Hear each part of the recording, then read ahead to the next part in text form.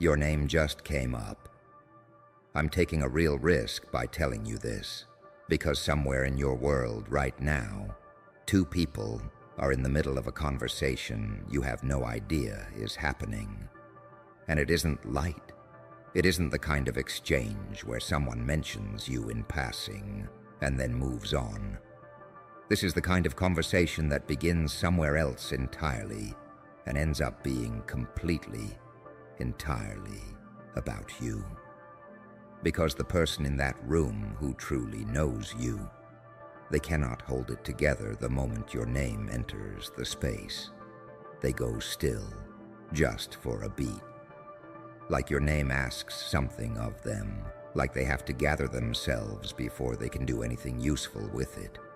And then they begin talking, and they do not stop.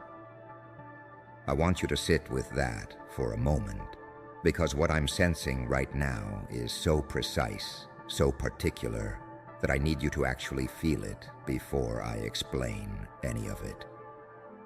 This person is in a room with someone else, and every single time your name leaves their mouth, something changes in their expression.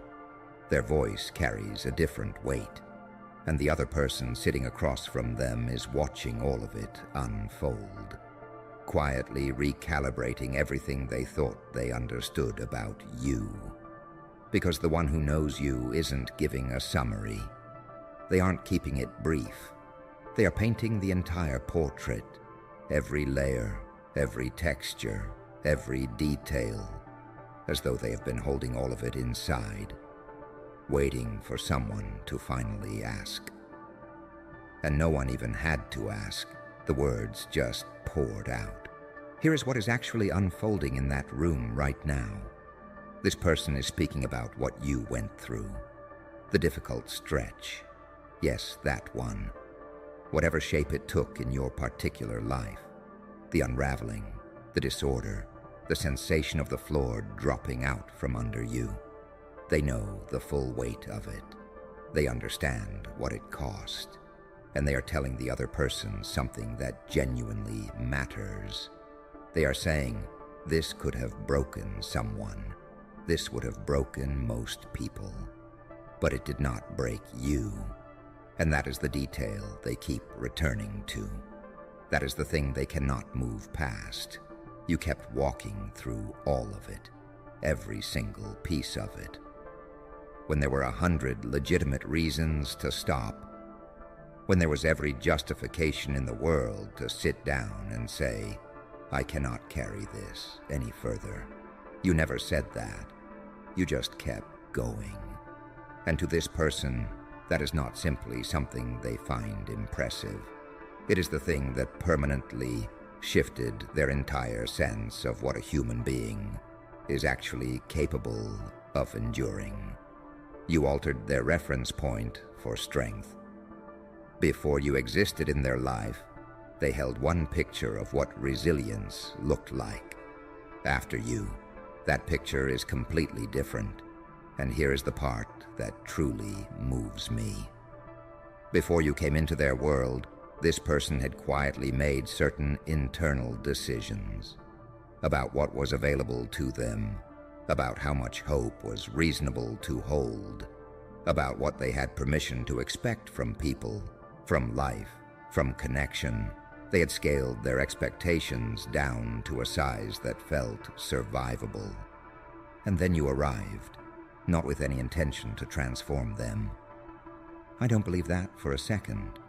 You were simply being who you are. Your specific manner of moving through hardship, your particular quality of showing up even when everything in you might have wanted to disappear.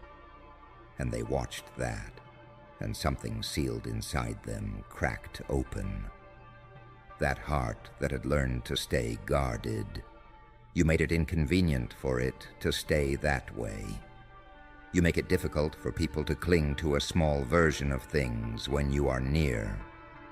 Something in the way you exist makes people want to believe in more than they believed in before they knew you. And this person is now fully aware of that truth about themselves. They are completely clear on what happened when you entered their life. They know that you are a before and an after for them. That is not dramatic language. That is not an exaggeration. You are the dividing line between two distinct chapters of their story. So they are sitting in that room, giving this other person the entire before and after, every detail. And the other person is sitting there thinking, I see it now. I understand. And what fills the room underneath all of it is this current of protectiveness that runs beneath everything being said. This person is not holding anything back. They are speaking about the unfair parts, the specific people or circumstances that were aimed at you in ways you did not deserve.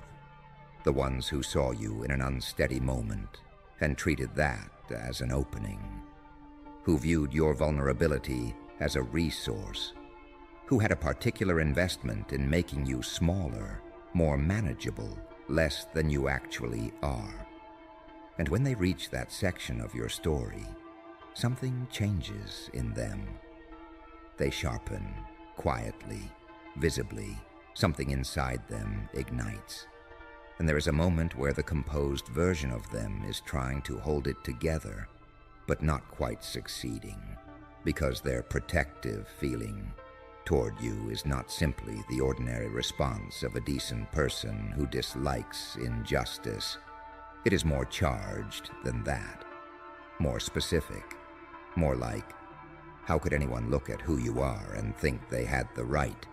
How could anyone encounter the fullness of you and conclude you were something to be made smaller? That is the energy living in that room right now. Pure, uncomplicated, barely contained fury on your behalf. And then right after the fury, they pivot. The entire atmosphere of the room shifts the moment they do, because they arrive at who you are right now. This version, the one standing where you are standing today. Not the version from inside the difficulty, not the one still in the thick of it, the one who came all the way through to the other side, the one that exists in this present moment. And when they get there, there is this transformation in them, like watching someone's entire face rearrange itself. The heaviness simply lifts. What replaces it is something I can only describe as radiance, because this is their favorite part of your story. This is the chapter they could return to endlessly. You, standing in your full power, not waiting for circumstances to align, not waiting for permission, not still bent under the weight of what was done to you, just standing fully in everything you actually are, with all your clarity, all your tools, all the hard-won understanding of yourself, with more genuine access to who you are than you have ever possessed before. And this person is in that room trying to convey that to someone who may not see you regularly. And they keep saying things like, "No, I don't think you're understanding me." The person I'm describing isn't simply okay after everything they lived through. They are standing in more power than they have ever had. You need to understand. This person is something to witness right now. And they mean every word of it, every single word. But here is what I need you to truly hear. This person is not being subtle about you, not even slightly. And I don't mean that unkindly. I mean it with full warmth. They are so visibly, so helplessly drawn to you, and they are operating under the impression that no one around them can detect it. Everyone can detect it. The other person in the room can detect it. I can detect it. And I am not even physically there. And here's the part that keeps catching them off guard. Every so often, something slips out. Something a little too detailed, a little too close, a little too warm for what was supposed to be a neutral description of someone they happen to know. And the moment it slips out, they notice it themselves. They catch it, pull back slightly, Return to the composed version. But the other person caught it too, and they are absolutely not saying a word about it. They're just sitting there, quietly registering. Oh, so it's like that. Understood. It is very much like that. This person wants to have a direct, real conversation with you, not filtered through anyone else, not as background noise in someone else's exchange, some version of everything they keep saying in that room. They want to say directly to your face. They haven't done it yet. And here is where I genuinely have to stop myself from smiling, because they are rehearsing right now. Possibly even while they are in the middle of this very conversation, running different versions of how to reach out, testing different opening lines, worrying about the exact phrasing, wondering how to come across as someone worth your time, someone intelligent, someone you would actually take seriously, someone you would recognize as significant.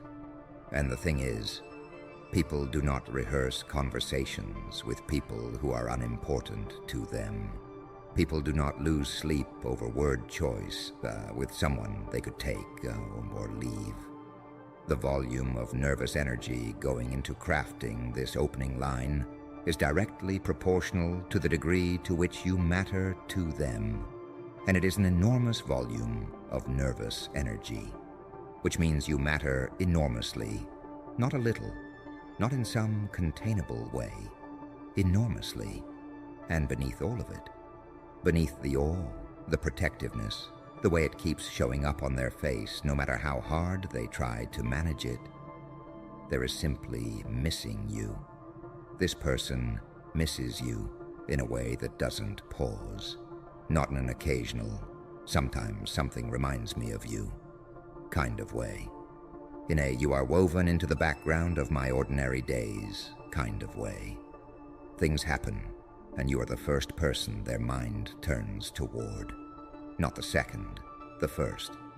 Before the thought is even fully formed, they have already moved in your direction. Sometimes they do not reach out. Maybe there are circumstances, maybe there is distance, maybe there is timing, or some specific situation that applies to whatever is true in your particular life as you hear this. But the turning toward you happens regardless, every time. Without their choosing it. It simply happens.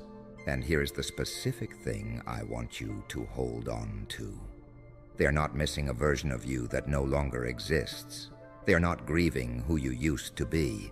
They are missing exactly who you are right now.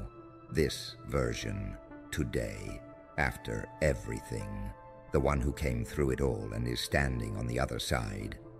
That is the one they keep returning to in their mind. That is the one they keep turning toward. You probably do not walk around feeling this on ordinary days. You most likely don't. You are probably just living your life, tending to whatever is directly in front of you, moving through things the way you do. And you don't walk around with a conscious awareness of being someone's great love, or someone's most treasured conversation, or the person who cracked open another person's entire inner world. But you are. That is precisely what your name is doing in that room right now. And I need you to receive that seriously, not for their sake, for yours. Because you spent real time in real conversations, in real situations that worked very hard to tell you something different, that made a specific investment in convincing you that you were less, that you were smaller, that you should accept what was being offered because you weren't deserving of more. And you came all the way through that. You are not going to come all the way through that and then keep walking around inside the version of yourself that those situations were trying to leave you with. That is not how this works. You are the name that requires a pause. You are the person someone is in a room right now attempting to explain. and running out of language. Because you do not fit inside ordinary description. You are the one they cannot state plainly, cannot reduce, cannot make casual, cannot keep from appearing on their face every time they try. And here is where I have to be straightforward with you. You have been waiting for permission. You have been waiting for someone to finally confirm what you already know to be true. But that ache, the ache of waiting to be chosen, it is transforming into something different now. It is becoming the catalyst for something radical.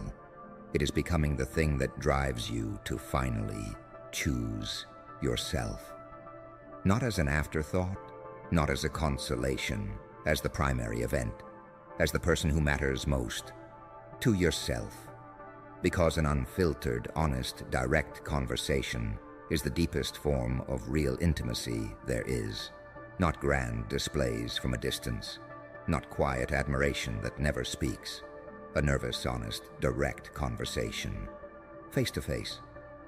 Two people showing up as they actually are, without armor, speaking what is true for them. That is what you are waking up to. That is what you are beginning to require. And if this person who is in that room right now, rehearsing their opening line, can find the courage to have that conversation, that becomes information, that becomes clarity, that becomes the moment you realize you have been waiting for someone brave enough to meet you where you already stand. Maybe they will find that courage. Maybe they will reach out. Maybe that conversation will finally happen. But whether it does or whether it doesn't, one thing remains absolutely true. You survived something that would have broken most people. And that survival was not a punishment. It was not an accident. It was protection. It was evidence of a strength so deeply rooted that nothing has been able to reach it. Not them, not any of it. That dark stretch wasn't a sentence. It was a proving ground. And you are still here. You came through to the other side, whole. More yourself than you have ever been, standing in more power than you have ever held. That is not something to speak quietly about. That is something to claim loudly. That is your truth. And here is what I need you to understand about all of this. Love by itself is not enough. That is the difficult part. The recognition of a soul connection. That is real. The feeling this person carries toward you. That is real. But without action, without someone brave enough to actually close the distance and have the conversation and show up in the tangible world, not just in their thoughts, not just in a room talking to someone else about you, it remains potential. It stays as something beautiful that never fully arrives, and you are finished with beautiful things that never fully arrive.